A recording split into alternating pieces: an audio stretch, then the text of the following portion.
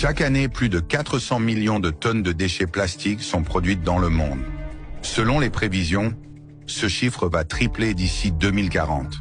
Le plastique met entre 500 et 1000 ans à se décomposer. L'Agence de protection de l'environnement a déclaré que près de 100% de tout le plastique jamais créé par les humains existe encore aujourd'hui. Ces déchets ne disparaissent pas. Ils continuent de s'accumuler, y compris dans le corps humain.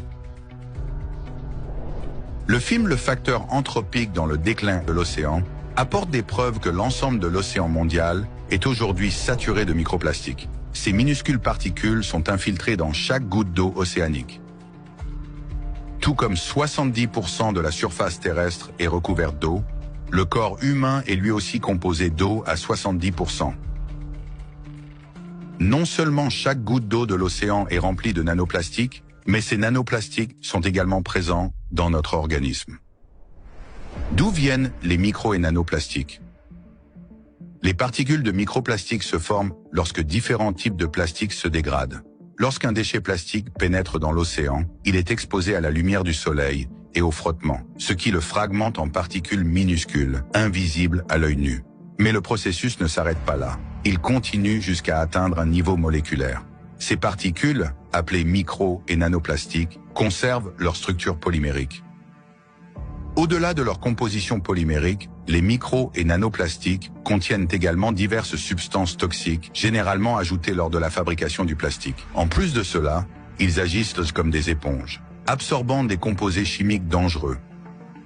En conséquence, les bisphénols, les phtalates, les dioxines, les métaux lourds et d'autres polluants pénètrent dans les organismes vivants en même temps que les particules de microplastiques. Cette capacité des microplastiques est connue sous le nom d'effet cheval de Troie. Aujourd'hui, il est pratiquement impossible d'y échapper. Les additifs toxiques sont omniprésents. Par exemple, les phtalates se trouvent dans le revêtement de sol en vinyle, les faux plafonds extensibles, les rideaux de douche et les jouets pour enfants. Le bisphénol A, un autre additif plastique très répandu, est présent dans les bouteilles d'eau, y compris celles pour bébés, les contenants alimentaires réutilisables, les instruments médicaux, les plombages dentaires, le papier et le carton. Bien que ces substances toxiques soient déjà dangereuses en elles-mêmes, la plus grande menace vient de la capacité du plastique à accumuler des charges électrostatiques et à les retenir dans le corps humain. Mais nous en reparlerons plus tard.